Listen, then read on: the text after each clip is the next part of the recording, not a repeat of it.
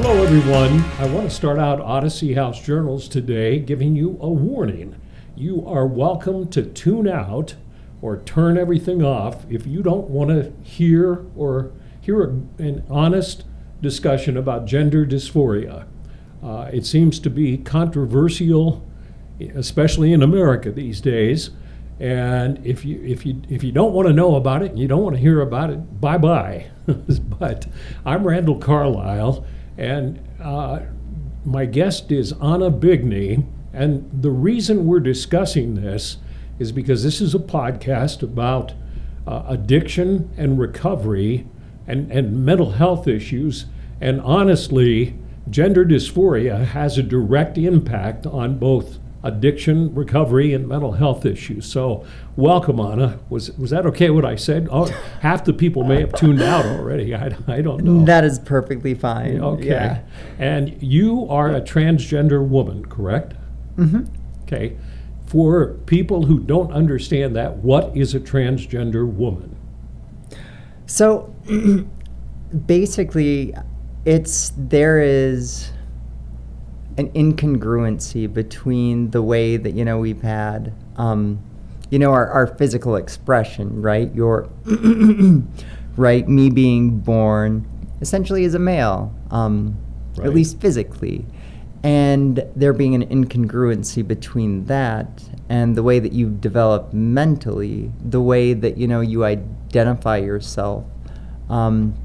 It's almost hard to put into words sometimes because you get sort of down the rabbit hole of what makes gender, what different components, what's essential to one's gender. But basically, at the end of the day, it's that incongruency to who and what you are internally and identify yourself as versus, that physical manifestation, that physical phenotype that you've got. So you're born with a male body, but internally you don't feel like you're a male. Is that correct? Yeah. Okay. So, and this always, because I've always argued with people when they talk about homosexuals and stuff like that, I always say, if they're negative about it, I say, when did you discover that you liked women? And they all say, I don't know, I just did, right?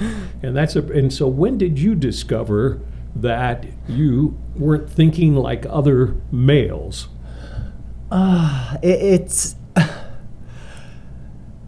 Did that happen naturally? Just like, okay, I'm heterosexual. For some reason in, say, 6th or 7th grade, I started liking to look at women, and I started to be sexually attracted to them. So it's, unfortunately, it's not necessarily, at least for me, as clear-cut as, who and what you're attracted to, because like if you're attracted to a male, right, then you have that definite target of your attraction, right? You see a male, you go, I'm attracted to that, right? Whereas I think for me at least, it more developed as a sense of confusion, disconnect from myself. However, like that's all I've ever known. There's no external way to go, okay, these are male feelings that I'm feeling, right? Okay. Or these are definite female feelings. It's going, there's something off here. If I take the way that I'm feeling and kind of compare that to the way that, perhaps I think other people are feeling from an external perspective, there is some kind of mismatch here. Developing alongside of that, notice that honestly, I identified much more with, the females in my life, Right. sisters. At what age did this happen? Do you remember? When you began to question why maybe you were thinking differently than other guys your age? I think probably the first memory I have was, it must have been about 5 or 6, and I had older brothers, and of course they were developing, going through puberty, Sure. and seeing that and kind of being a bit horrified by it, going, so that's going to happen to me. I'm not comfortable with that. Okay. I don't like that. Instead of how maybe adolescent boys are bragging about getting chest hair, or, Sure. getting their 5 o'clock, or whatever it Right, might be, right. going, that seems very, very off-putting. Like, I don't like that. And also, alongside of that, thinking, wouldn't it be nicer if I was just a girl? Like, thinking to myself, why didn't that happen? Well, that must have been very confusing, because you can't really share that with anybody at that age. No, and in particular, I want to preface this by saying this is just my experience. And I know what you're going to get into, and I do want to hear this, because I think it's important you tell your story of serving the mission, the family you grew up in, and the constraints in the beliefs in the family. Yeah. So I grew up very, very, very LDS. To this day, I still resonate very much with LDS people, right? I'm not LDS myself, however, sort of in the back of my mind, I call myself a secular Mormon, because they're my people. They're who I grew up with. They very much made a part of who I am, and I love them to death. Sure.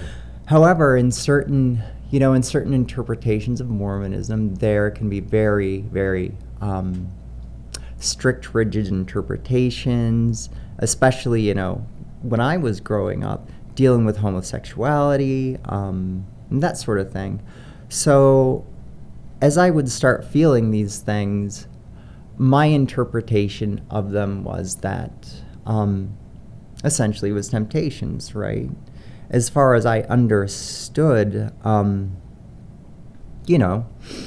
the way that I guess my religion and reality in a whole function was, you would be tempted by the adversary, Satan. The devil. The devil. And, being told that, and for those of you who are not familiar with LDS, this is going to be maybe a dive down a rabbit hole, but there was, this idea that in the premortal existence, right, you are surrounded with, your brothers and sisters, everyone else that is here. Yet at the same time, you have, right, the adversary who was there before they fell, along with, other of your brothers and sisters who also fell along with him, making up, I guess, the population of hell, right? So I was told that these individuals know you better than anyone else, and they're going to use your greatest weaknesses to try to tempt you. And so the only way that I could square that was by saying, okay, this, for whatever reason, is a huge temptation for me to think this way. It's sort of a perversion. This is my, I guess, right thorn in the flesh, to use that phrase, and I just need to battle this, keep it secret, not feed it, not pay it attention. This is my challenge to overcome in life, and that's just what it is. But at that point, were you thinking you were a bad person, or just that the devil was toying with you?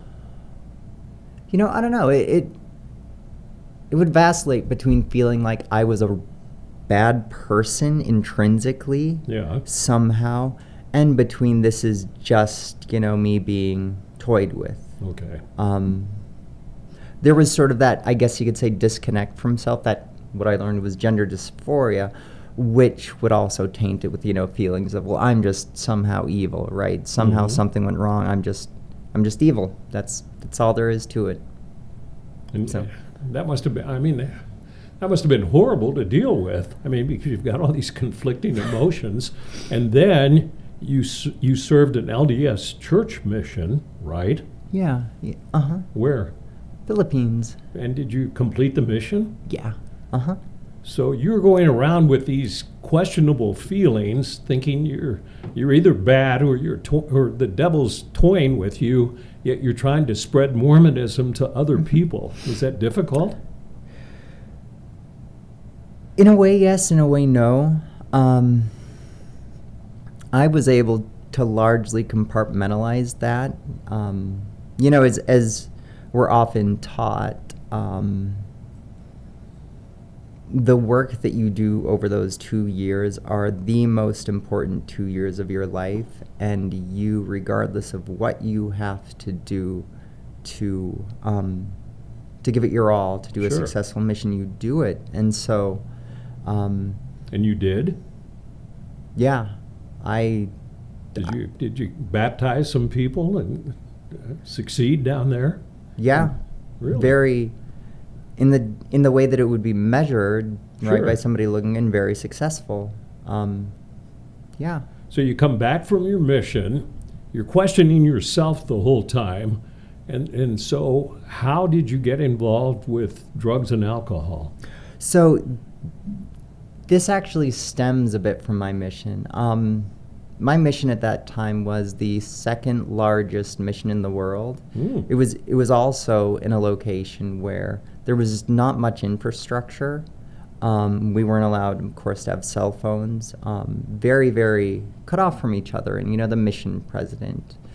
What was going on at the time for me, and I think for all the missionaries in general, was because of lack of oversight, and you have 19-year-old mainly males out there. Right. There were a lot of things going on that were very, very, very questionable. Very, I think, ethically problematic that I was seeing. And Specifically? so specifically, Masturbation, sex, what? sex, a lot of sex, a lot of, yeah. Okay. So you're seeing this going on. Seeing this going on, and trying to do what I can to report it, trying to do what I can to take care of that and be the good missionary, because my thought process is in a way, my question about what I was going through led up to, I will serve my mission. Perhaps this, challenge is trying to keep me from fulfilling what I need to do. And so if I do a valiant mission and fulfill it, this is going to help me overcome it. The next step is, right, getting married, and, maybe I will have, overcome this. So I didn't let myself give in to any of the shenanigans going on. Yet at the same time, because of myself seeing what actually happened during it, and contrasting that with what I had thought a mission was going to be, I had a lot of questions come up, and I read and I studied and prayed constantly. And the more I did so, right, the more I came to feel that I'm not quite sure about this. I'm not quite sure about this message. And it created a vast amount of internal conflict. And I remember during my mission, I said, what I'm going to do is, I said I'd do this. What I can do is I can serve people. If I'm not entirely sure about the message, I can still serve people.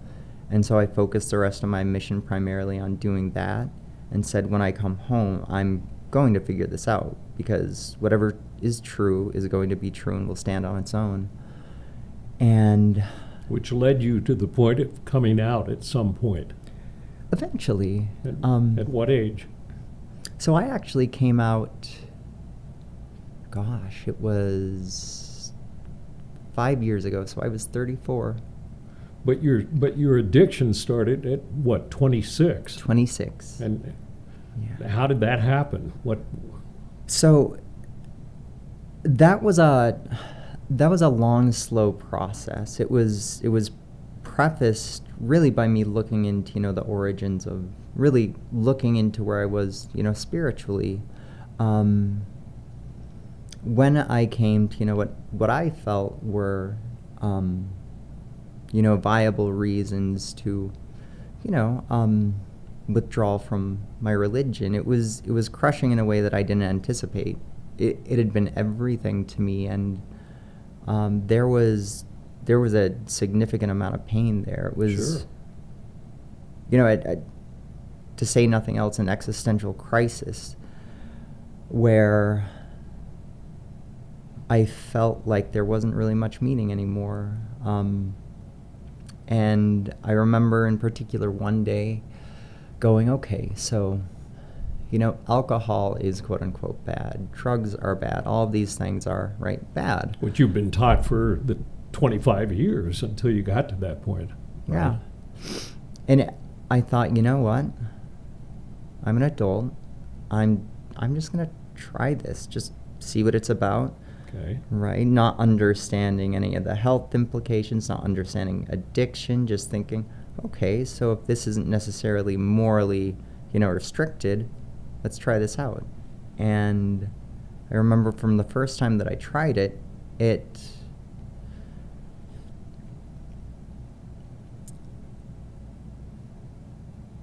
the amount of relief, temporary relief that came with it was astonishing. That Yeah. a lot of the pain that I had been feeling was gone. And it was as if a lot of people who get into addiction describe this, but it's like you've found your love and you've found your answer. Yeah, I felt the same way drinking, and so that progressed, and that's the first time, actually, that you felt relief from all the conflicting ideas within you for 25 years, right? So, Yeah. yeah, so, Yeah. wow, bring on the booze. And it really was. It became, I understood the concept of the stereotypical alcoholic that you see on the streets and stumbling around all the time. And I Yeah. thought, well, I don't want to be that, so I have to be smart about this. So I had years and years of being, a functional drunk, right? Where Yeah. it's going, I can go to work, I can go to school, and then I'll just save the alcohol for when, right? It's the weekend, my homework's done. But then it would just be binge drinking. Sure. I can relate entirely to you because I did that too. And somehow you progressed past alcohol to meth. How'd that happen? What happened? So that was, oh my goodness, that was kind of a longer road. But I had years of doing this, of, drinking, getting moments of sobriety. But, as I was drinking, right, you fall into a crowd of people who have similar lifestyles. Sure. In school, right, you're hanging around people who are also, drinking on the weekend, you're partying a lot. And, of course, right, weed makes its way in there, so you're drinking, you're smoking a lot of weed, and then, you're inhibited, so eventually, right, the crowd I was running with were heavily into hallucinogenics, so like mushrooms are coming out now, and acid, and just everything else, right? And so I had, really integrated those into my, I guess, drug regimen, and could rationalize it by the fact that I could still function. And it eventually progressed to the point where I slowly began to get some hopelessness. Proceeding, eventually ending on meth, I had reached a point where really my depression was getting to me, and I was feeling very, very suicidal. I was feeling very suicidal. And I had somebody very close to me who had sort of their own, I guess you could say, intervention, and just said, what's going on with you? People don't do this. You've been doing this for years. What is going on that's that's causing you to do this? And, I withheld with them, but eventually I remember just blurting out, I'm transgender. Like, not even really planning on doing that, but it just kind of came out. And, from the moment that I uttered that, there was this realization that I needed to embrace it. It all happened very quickly, almost as if, right, you let the floodgates open. There's that sense of relief. And it was enough where, I said, I need to pursue this. Like, I can't keep doing what I'm doing, or else I'm going to end up in trouble. So you told me earlier, I want to get to the good part of all this, okay. You told me earlier you ended up shooting meth. You were drinking up to a half gallon of booze a day, okay. So things were pretty bleak, and that's one of the reasons we wanted to bring up this issue, because you are not, it's not uncommon for people suffering from gender dysphoria to go through all this. Yeah. But you did finally. You're sober now. You found relief. How did that happen? What did you do? So after that, once I came out, like, I just stopped drinking cold turkey, which probably wasn't smart. No. But I stopped it all, and eventually with coming out, right, there comes a component of coming out to family. I want to preface this by saying I have a good relationship with my family today, and having somebody come out as transgender also requires right adjustment of the family. They're, for a short time losing somebody. And the reaction of my family was particularly difficult. I had kind of conceived in my mind that, in coming out to them and sobering up, they would get, they would have me back, in a sense, and not having me back in a way that they would not have to worry about me, dying each night, and thinking they'd have a more authentic version of myself, and, it would be a very positive thing. Was it? No. It was either sort of ignored in a way, not even acknowledged by some, and by others it was, vehemently fought against. So, I mean, did you sit down like at a family gathering and say, hey, I want to share all this with you, or how did you do that? Yeah, so my mother was actually in town. My parents live in Texas, and my family is kind of scattered all over. But my mother was in town, and, I actually told her first. And I, told my little sister, who was living close by, first. And then I actually went to Texas for a family thing that was going on, and, told them. And what did you say? I mean, I can't even imagine that. I mean, you felt better because you were in sobriety at that point, but you still hadn't come clean on your inner feelings. Yeah. So what do you say, Mom, Dad, brothers, sisters? Guess what? Well, I knew that there wasn't going to be a very easy way to break it, right? I didn't want to, beat around the bush. So, to my best recollection, essentially what I said was, look, I know you guys know that there have been some things going on with me, and you've all been worried. And, I know that, right, you guys have all noticed that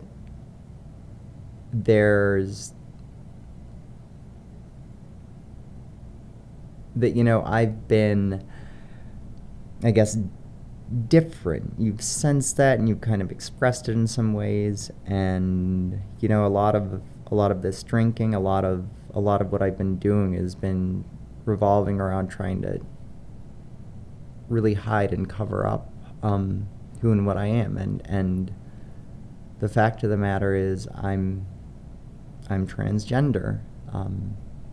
And, I'm going to be transitioning And like I said, it was largely met by either no reaction or, a very negative reaction by some.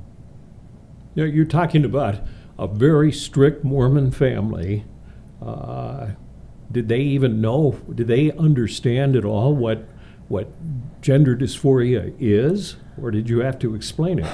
So they had, first of all, throughout the years, liberaled up quite a bit. Oh, okay. And the reason why I did feel comfortable is it's one of those situations where, with people who are queer, they seem to be totally okay with it. Really?